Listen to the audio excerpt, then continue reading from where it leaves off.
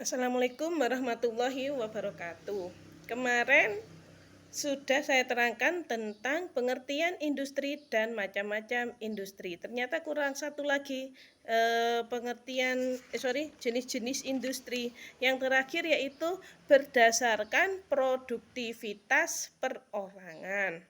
Ada 3 macam industri, industri primer dan industri sekunder, dan yang ketiga industri tersier.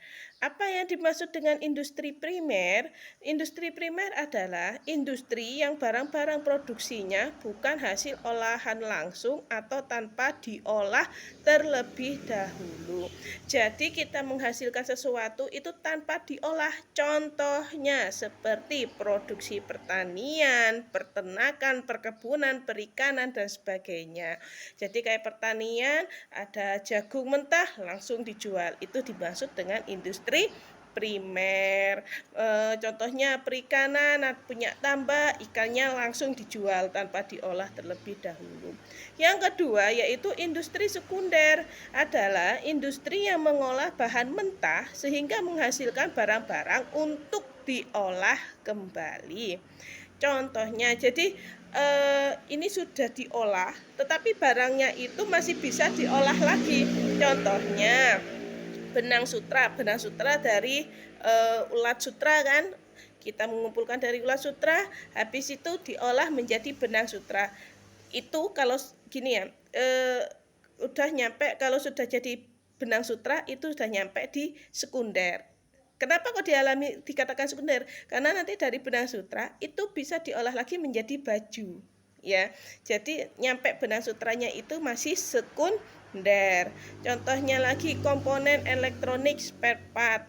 Spare part itu spare part barang apapun itu elektronik itu kan itu dari tembaga itu dari apa? Dari bahan alam, ya kan. Tembaganya dirakit menjadi sebuah spare part kan nggak jadi, bisa diolah lagi menjadi barang elektronik. Contohnya lagi seperti tepung beras umpamanya. Tepung beras itu kan berasal dari beras, diolah menjadi tepung. Kalau sudah nyampe tepung itu dinamakan industri sekunder. Kenapa? Karena tepung itu bisa diolah menjadi sebuah makanan lagi. Dan yang ketiga adalah industri tersier, adalah industri yang produk atau barangnya berupa layanan. Jadi untuk tersier itu bisa untuk jasa, ya. Seperti apa? Transportasi, telekomunikasi, perawatan kesehatan, dan sebagainya. Sekarang kita ke sektor industri jasa keuangan. Apa yang dimaksud dengan industri jasa keuangan? Yang pertama, pengertian industri jasa keuangan.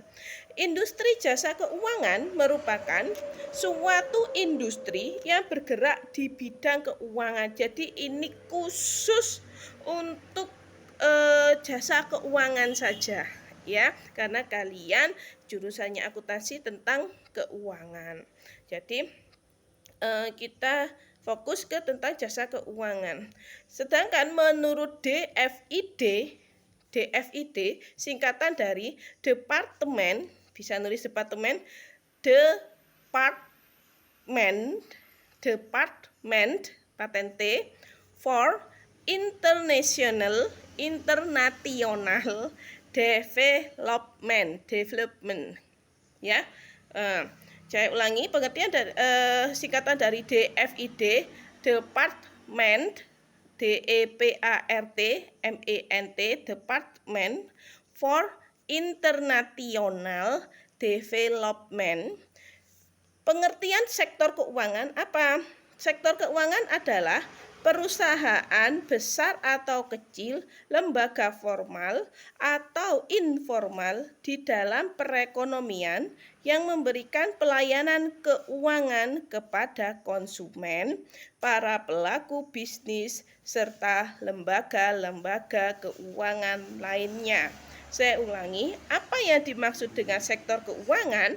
Sektor keuangan adalah perusahaan besar atau kecil, lembaga formal atau informal di dalam perekonomian yang memberikan pelayanan keuangan kepada konsumen, para pelaku bisnis, serta lembaga-lembaga keuangan lainnya. Jadi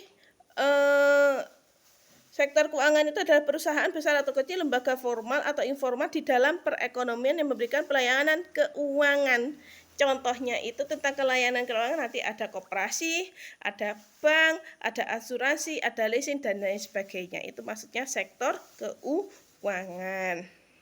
Nah, itu pengertian dari industri jasa keuangan. Sekarang yang nomor 2 adalah fungsi lembaga perantara keuangan. Apa yang dimaksud dengan apa saja fungsi lembaga perantara keuangan? Menurut DFID, fungsi lembaga perantara keuangan ada 6. Yang pertama, memperlancar transaksi. Yang kedua, memobilisasi tabungan. Yang ketiga, mengelola resiko. Yang keempat, memfasilitasi pertukaran barang dan jasa. Yang kelima, memperoleh informasi tentang peluang-peluang investasi. Yang keenam, memonitor, manajer, dan mengerahkan kontrol bagi perusahaan. Sudah? Itu ada 6 fungsi lembaga perantara keuangan. Apa maksud dari memperlancar transaksi, memobilisasi tabungan, mengelola risiko, memfasilitasi pertukaran barang dan jasa, memperoleh informasi tentang peluang-peluang investasi, memonitor manajer dan mengerahkan kontrol bagi perusahaan. Nah, itu tugasnya. Kalian jabarkan 6 fungsi lembaga perantara keuangan menurut DFID. Jadi tugasnya ada 2, yang satu merangkum seperti biasa apa yang saya omongkan. Yang kedua adalah menjabarkan 6 fungsi lembaga perantara keuangan. Sudah ya. Terima kasih, sekian dari saya. Saya harap tetap semangat, jaga kesehatan.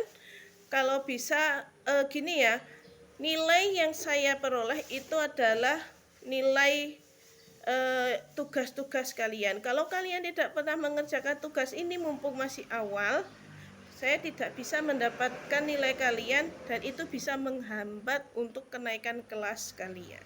Ya, karena tiap minggu saya pasti memberikan tugas. Sekian dari saya, tetap semangat. Wassalamualaikum warahmatullahi wabarakatuh. Dadah.